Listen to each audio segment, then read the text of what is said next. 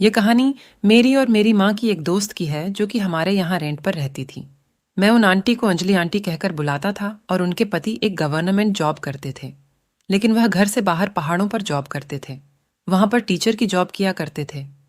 और अंजलि आंटी और मेरी माँ की काफ़ी अच्छी फ्रेंडशिप थी। आंटी हमारे सबसे ऊपर वाले रूम पर किराए पर रहती थी और मैं, मेरी मम्मी, मेरे पिता और मेरी छोटी बहन, हम सब लोग नीचे वाले फ्लैट में रहते थे। हमारी और आंटी के साथ काफ़ी अच्छी दोस्ती थी। वह हमारे घर पर रोज़ घंटों तक समय बिताती थी। आंटी लगभग 38 साल की थी और वह एक मॉडर्न लड़कियों की तरह, जो कि 20 से 22 साल की लड़कियां होती है, उनकी तरह अपने आप को रखती थी। आंटी काफ़ी ज़्यादा घूमने फिरने वाली, मौज मस्ती वाली और सबसे बातें करने वाली औरत थी। और मैं अपने बारे में बताऊं तो मैं उन दिनों नीट की तैयारी कर रहा था।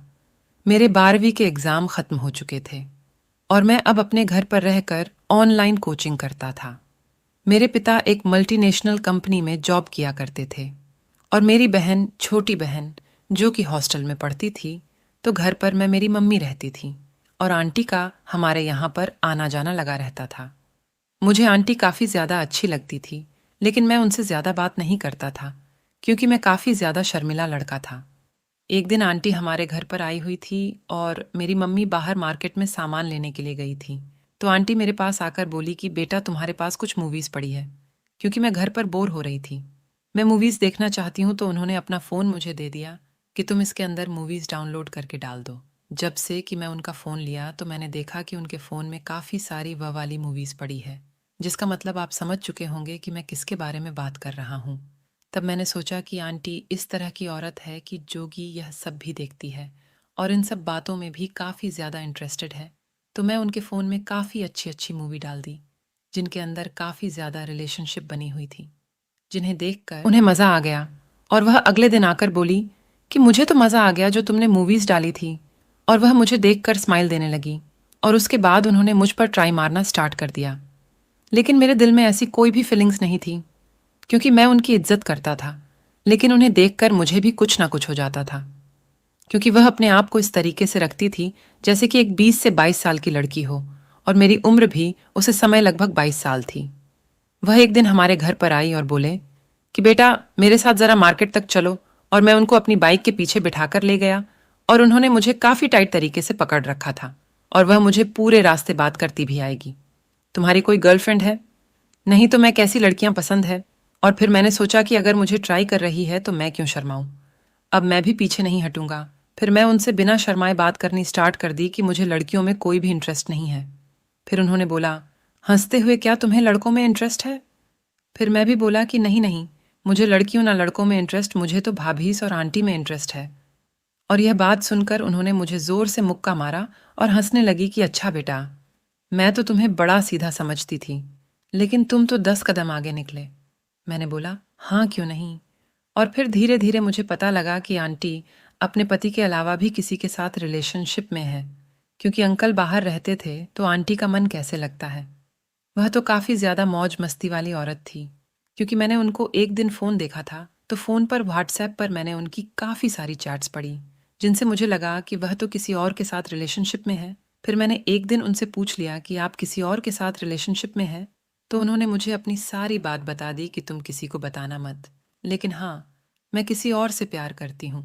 लेकिन आंटी को यह लगता था कि वह जिस बंदे से प्यार करती है उनको धोखा दे रहा है, और यह बात सच हुई। एक हफ्ते बाद आंटी को पता लगा कि वह बंदा किसी और के साथ पर रिलेशनशिप में है, और आंटी ने रो रो कर बुरा हाल कर दिया। और जब मैं ऊपर उनके रूप में गया तो वह रूम बंद कर कर अकेली बैठी हुई थी। जब उनके पास जाकर बैठ तो उन्होंने मुझे अपनी पूरी घटना बताई कि मेरे साथ ऐसा हुआ है, और मुझे गले लगाकर रोने लगी। फिर हम दोनों काफ़ी ज़्यादा बातें की और अब बाहर मूवीज़ देखने के लिए चले गए। हमने काफ़ी अच्छी मूवी देखी थी। इसके बाद आंटी मेरी बाइक पर पीछे बैठकर मुझे हक कर कर पीछे बैठ गई और हम दोनों घर आ गए। तो हम उनके रूम में गए और रूम में जाकर लाइट भाग रखी थी। लाइट भगाने के बाद मैं गलती से उनके ऊपर गिर गया और उन्होंने मुझे उठना नहीं दिया, और हम उसी तरीके से लेटकर बातें करने लगे। और बातें करते करते अचानक से पता नहीं क्या हुआ, उसके बाद हम शुरू हो गए। और शुरू होते होते लगभग हमने 4 बार क्रिकेट खेल, लेकिन आंटी तभी आउट नहीं होना चाहती थी। उन्होंने लगभग 3 घंटे मेरे साथ क्रिकेट खेल और अपने खूब मज़े लिए। फिर अगले दिन सुबह हुई। मैं उनसे नज़र भी नहीं मिल पा रहा था, लेकिन उन्होंने मुझसे बात की। यह सब कुछ नॉर्मल है, इससे कोई भी फर्क नहीं पड़ता, और घर की बात घर में रहेगी, इससे किसी को भी पता नहीं चलेगा, ये मेरी गारंटी है। उसके बाद मैं घर आ गया। घर आने के बाद मैं अपने रूम में जाकर काफ़ी ज़्यादा सोचा कि चलो, कोई नहीं, इसके बारे में किसी को भी पता नहीं लगेगा, क्योंकि हमारी उम्र में काफ़ी ज़्यादा गैप है। आंटी लगभग 38 साल की थी और मैं सिर्फ 22 साल का था। लेकिन मुझे इससे कोई भी फर्क नहीं पड़ता था, क्योंकि जो बात उनमें थी वह किसी और में कहा, और मुझे तो भाभी और आंटी में इंटरेस्ट था, और मैं मन ही मन खुश होने लगा, और मैं सो गया। सोने के बाद फिर मैं सुबह उनके घर गया। फिर हमने क्रिकेट खेल कर मुझे काफ़ी ज़्यादा मज़ा आया, और उसे दिन मैंने 2 बार क्लीन बोर्ड किया। लेकिन मैं चाहता था कि मैं अपनी परफॉर्मेंस को और ज़्यादा बढ़ा सकूं। बाद में तरह तरह की दवाई लिया और लगभग 1 महीने का उनका कोर्स किया, और 1 महीना कोर्स करने के बाद मैं अब दिन के लगभग 8 से 10 बार विकेट ले लेता हूँ, और हम दोनों खुश हैं, अपनी लाइफ काफ़ी ज़्यादा अच्छे से जी रहे हैं। लेकिन मैं अपनी पढ़ाई पर भी कॉन्संट्रेट करता हूँ। मैं मन लगाकर पढ़ना भी हूँ और वह सब भी करता हूँ, और मुझे काफ़ी ज़्यादा मज़ा आ रहा है। अपनी ज़िंदगी जीने में आपको करिए। काल्पनिक स्टोरी अच्छी लगी हो तो प्लीज़ इस चैनल को सब्सक्राइब करेगा। वीडियो को लाइक किया गया, और अपने सभी दोस्तों के साथ इस वीडियो को शेयर भी कीजिएगा।